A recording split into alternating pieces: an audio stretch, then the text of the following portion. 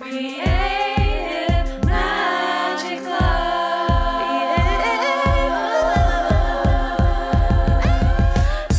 What's up? This is Sarah Mack and welcome to Creative Magic Club. Together, we'll discover inspirational stories of creative entrepreneurs living out their dreams, doing the work they are most passionate about, and building wealth in magical and fun ways.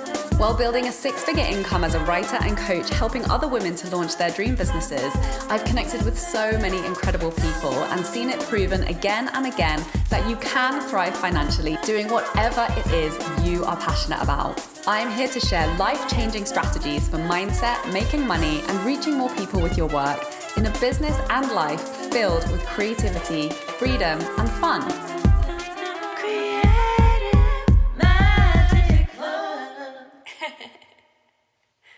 Hi everyone, welcome. I'm so excited for this week's episode and to introduce my guest today. I have with me Syv Bruzeau, who is a Butoh dancer, an author, a body storyteller, and a tree spirit. A few years ago, she went through a massive self-healing, which brought her back to her essence and the essential.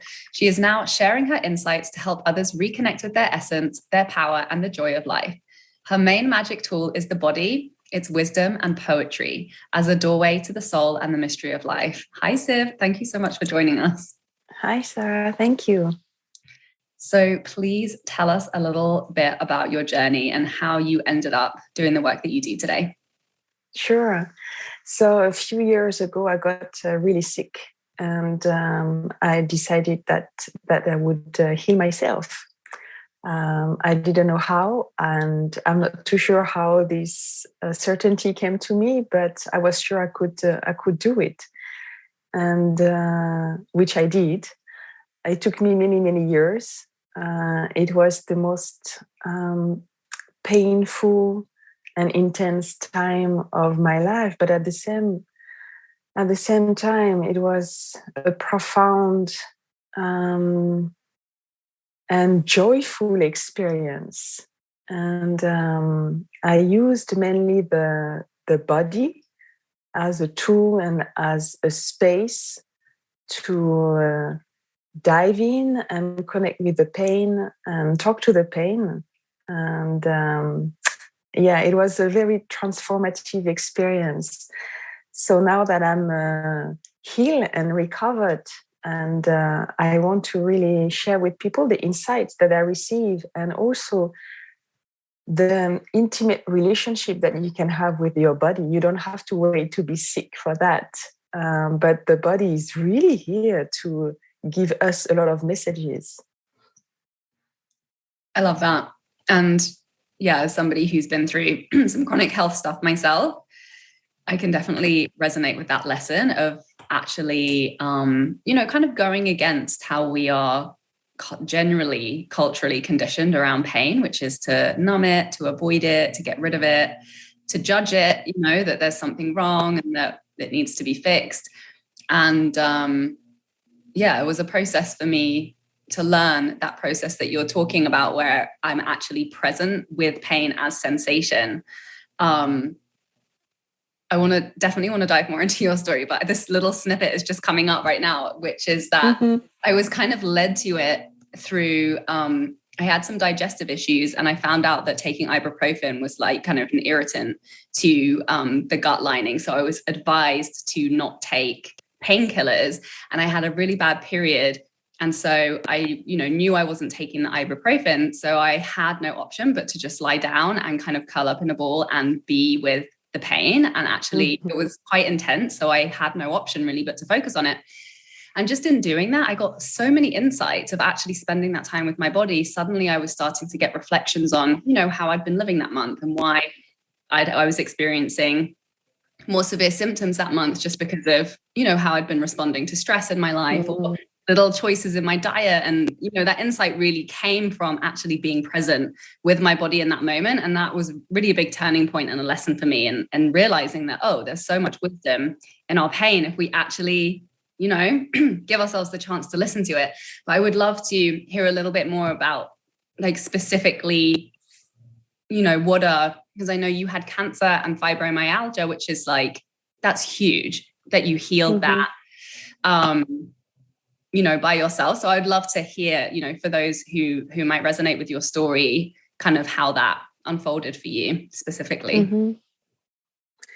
Yes. Well, first I want to say that I think everyone has a personal story. So I don't want to say that you can heal absolutely your cancer or fibromyalgia by yourself. It happened to me, but it's a combination of many tools. My main tool was really to sit with my pain, but I also tried many different things. But definitely to decide, okay, this pain and this sickness is really the voice of my body, really shouting, can you listen to me now? And yeah, to, as you said, just to stop the conditioning of running away from the pain and try to muffle it, with a medicine and try to fix it, but really be present and open and say, okay, body, I'm listening. What do you want to tell me? And to the pain and to the body, and just ask questions. Really ask questions, just like we're talking, you and me now. You want to know something about your pain, about your lifestyle, about this emotion. Ask the question, ask the body, and ask again, and just take a pause and listen. And the answer will come, not necessarily in the way that we expect or in the way we want, or not the answer sometimes that you want, but the answer will come because the body stores everything, and the body doesn't lie. Yes, I think this was also a big revelation. The body, the mind, we are very comfortable with our little lies and hiding things here and there, but the body doesn't do that. The body just shows you the reality. The body shows you how to change, and the body really doesn't lie. So it really forced me as well to be authentic and honest with myself, and to watch really with a lot of honesty how I had been living the years before, or even since my childhood, all my beliefs, all my conditionings, all my patterns, all my emotions, and see how it had impacted my life and my body so much that my body couldn't handle it anymore and was sending me big signals that it was time to change. So it requires a lot of courage as well, because you need to face all your shadows and things that you put a little bit under the carpet. Yeah, that's so true. And I think it's such an important conversation. And as you're speaking, the reflections that I'm getting from my own, because it's inconvenient, right? I think that's the main reason why a lot of us avoid doing this work for as long as we can, because it's inconvenient with the systems that we operate in, the way that our culture is set up, what is being asked of us, what is required of us, for all of our unique individual identities within whatever the socioeconomic protocols are where we're living. And when I think about it, for me, it was, I'm not comparing my journey to yours in any way, shape or form, but, my life kind of ground to a halt in that with chronic fatigue, I just couldn't do all of the things that I wanted to do, and I couldn't keep doing them. And so I was really forced to prioritize my body. And that process kind of forced my health and my body and my physical wellness up to the number one priority in my life.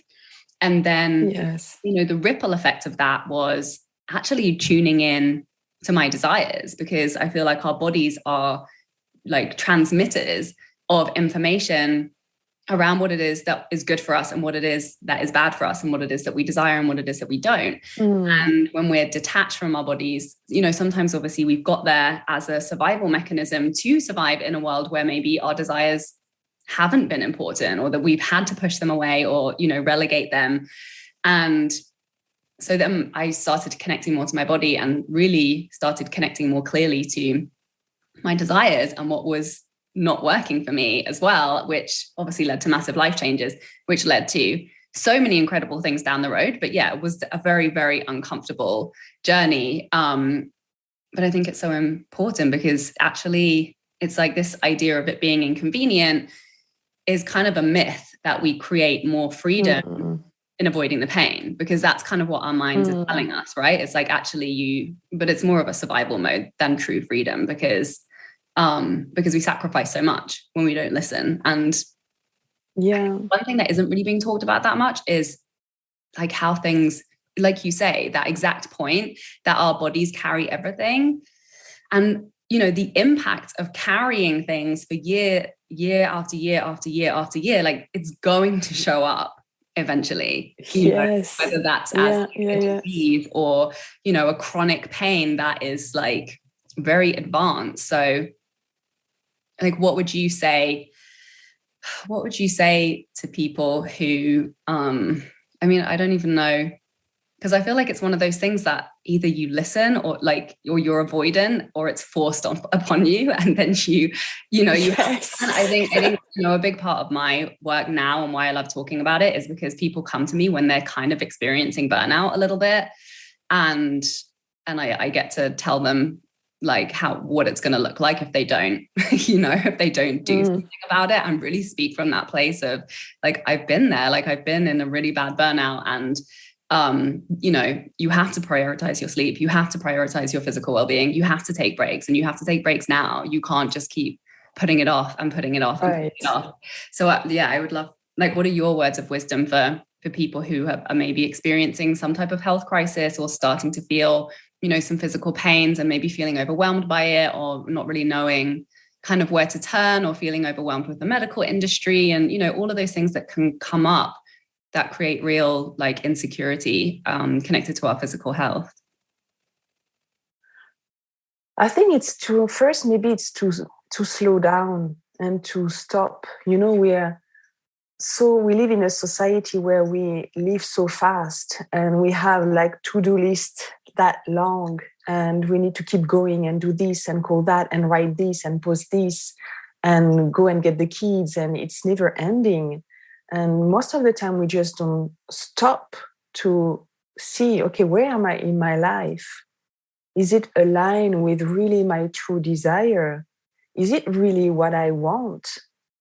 And I think this is very important, even like, because pausing really helps you to get back to your power. Say, okay, actually, this is not what I want. Maybe there is another option. Maybe I should take another direction. But you need to pause, to stop first. Even if it can be at least just take a breath, and say, okay, hang on. And just see your situation and the reality, and check with yourself. Is it where I want to be?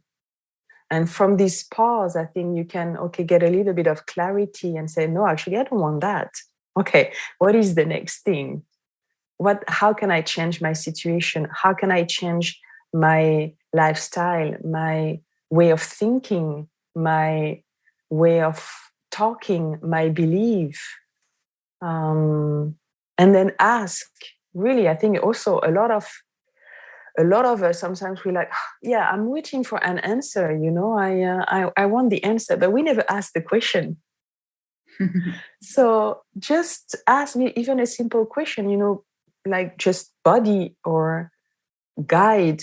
I need help for that. How can you help me? And then the answer will come, because really I think the body and the universe or the cosmos, however you want to tell it, is really here to support us. It really wants us to live like the best life. It wants us to be healthy and strong and joyful. So if we ask a question towards that direction, they're like, yes, I'm here. I'm ready to help you. Yeah, so just take a pause and ask the question. I love that a lot. Two things come up for me around that. One is because it was the same experience for me. And I think part of that was because like chronic fatigue syndrome is one of those ones where I know I'm not going to get the help I need from like traditional medicine, you know, because I just like, I mean, I think it's changing now, but I don't think it was even barely considered a diagnosis by many people. And I was also traveling too when I realized that I had it, and I was kind of in a big transition. So I wasn't even really a part of like a medical system. So, and I was really broke because I was, you know, I just finished my master's degree. So it really was just like a day-by-day problem solving of just asking like, what can I do? You know, what do I need? And really being open to that. And intuitively, I was always led to a solution. And that's what got me out of it. And and I think a big part of what you're talking about is also our relationship to time. And I feel like that's one of the biggest places where we experience scarcity, you know, and because that's really the reason why we don't stop and we don't listen, or the reason why we override so many of the messages is because we feel that we don't have enough time, or there, you know, there isn't, we have all these needs that we need to fulfill. And in order to fulfill them, we have to play the game and play by the rules that have been set out for us. And so I love what you're saying. It's like the body is like a key player in living in abundance, right? Because you and I have both experienced that when you don't have your health, you don't have anything. Like none of the other stuff matters or is possible or is even capable. So we like, it has to become a non-negotiable, and we have to create space. And, you know, I experienced the truth that when you don't have an option to create, but to create space for your body, like the world doesn't fall apart, you know, like I'm still standing, like I got through it, even when I went long periods where I couldn't work, even when you know, I couldn't take the actions or get engaged in the activities that I really wanted to, or, you know, live the idea of my life that I thought I was meant to be living. Like I got through it, and the world didn't fall apart. Like I survived. So we do have time for our bodies, and it's really you know, it's up to us to prioritize them, because no one else is going to prioritize your body over you. And I think that there's also a big, you know, just like this culture of like outsourcing our health, like looking to other people for answers around our health. And really that's our responsibility. Like it's our responsibility to listen and to tune in and to notice what's going on. And other people are there as co-collaborators to support us to do the work to bring ourselves back to health. But just this idea that it's somebody else's responsibility and, you know, just give me a pill and like give me the solution is why there's such an epidemic of ill health, you know, particularly in America. Like being here, it's like one of the worst places for the healthcare system. And it's, you know, repetitively failing people, even when they do go for support. Obviously, you know, it does really amazing things too. And there are tons of incredible practitioners within the healthcare system. But I think it's what this conversation that you're bringing is just so important. And that's really about taking responsibility for our bodies and taking care of them and taking care of our health. Yes. So I would love to know, like, definitely. Sorry, go ahead. Yeah, I'm not against Western medicine. I think they also have a lot to bring on the table, but they are not the only solution for sure. And no doctors can know your body as well as yourself if you really listen. That's for sure. And again, I think in this rat course for health, most of the time we just don't stop to say, okay, the doctor give me, like, he wants me to get a surgery or take a pill. Is it really what I want? Maybe there's another solution. But we are so pushed and conditioned to just listen, to look for an answer into the outside, whereas all the answers really are inside. And when you listen to your intuition, it shows you the way. The body really shows you the way. I love that. So what would you say have been some of the key practices that kind of came out of that health crisis that you now keep as like stable consistent ways that you listen to your body and that you support your health? I still really have a strong connection with my body. I'm always engaged with my body, listening to my body, asking questions to my body, diving into my body. Not only for health issues or just to make sure that I maintain my health, but also in regards to my emotion, to my desires, to my business, what is good for me, what resonates with me. So that having really this strong relationship with my body is the main support, I think, of my life now.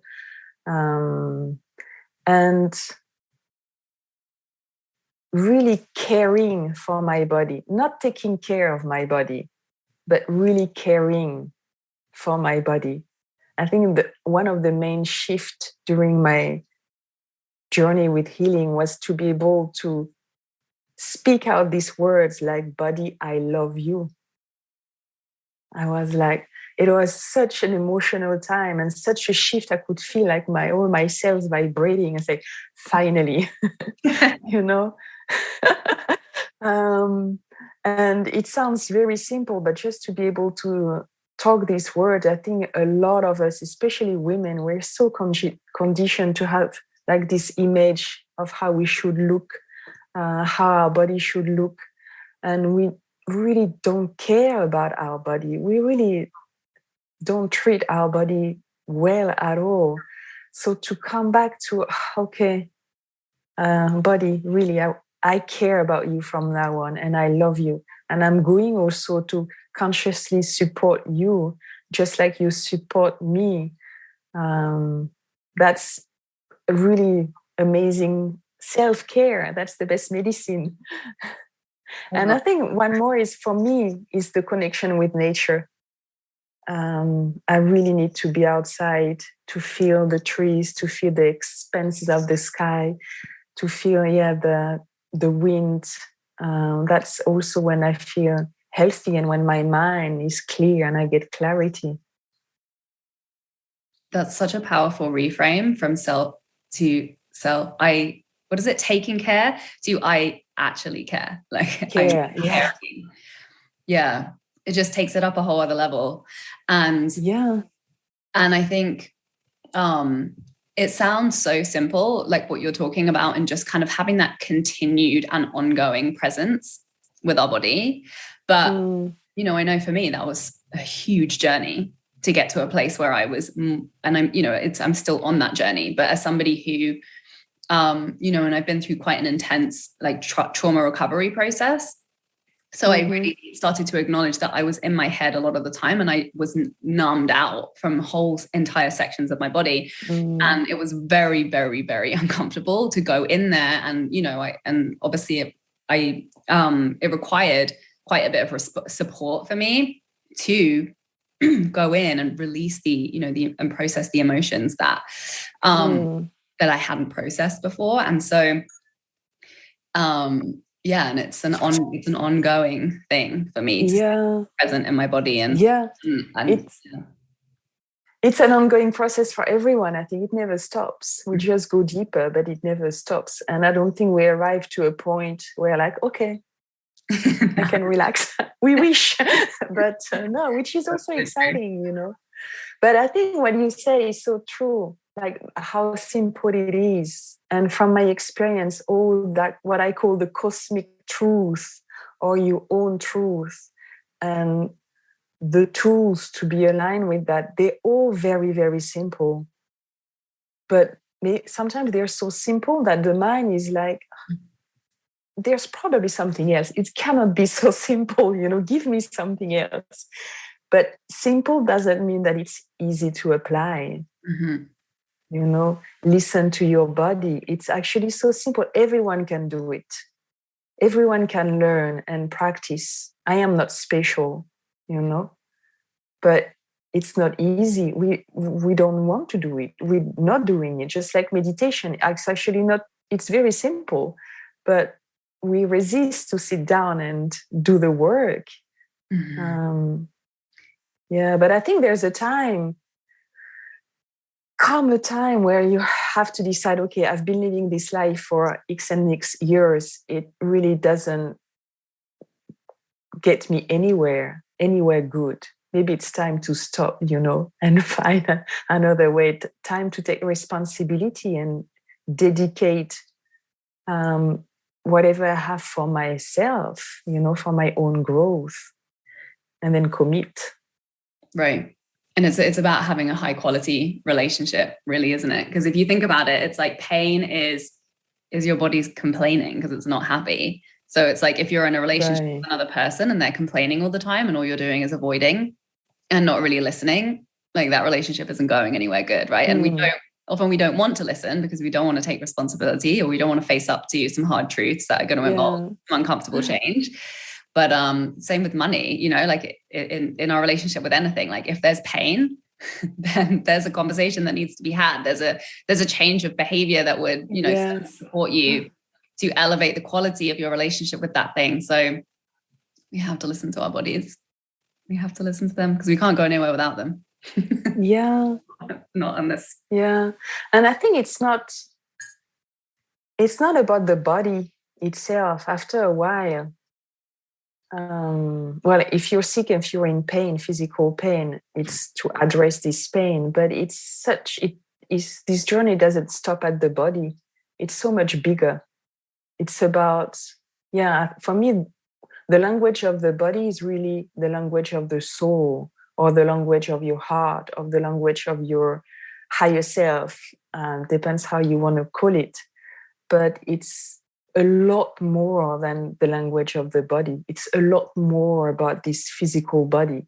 It's really about your life, and life with a capital L, and your vision, your grandest vision, and the amazing infinite power that we have, and that we most of the time we totally forgot.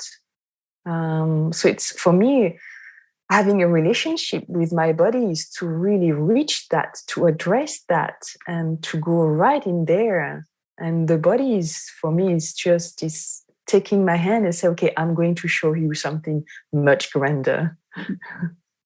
I love that so much. Thank you for bringing this conversation and sharing all of your wisdom with us here today. Can you please tell everybody where can they find out more about you and your work, and what have you got going on at the moment? So I have a website, www.syvbruzeau.com, and Facebook with my name, and Instagram with Syv_Bruzeau. So they can find all the information there. I have a few masterclasses going on. One of them is actually called Befriend Your Body, Befriend Life. And I have a free monthly embodied masterclass called the Embodied. So if people want to join that as well, they just go to my website or contact me. Amazing. Thank you so much for coming. Thank you, everybody, for listening. Please share this with anybody who you know would benefit. And please also leave a 5-star review on iTunes if you haven't already, to support the show. And thank you so much for listening. We will be back next week. Bye. For more inspirational content, head over to my website withsarahmac.com, and please support the show by liking, commenting, and subscribing.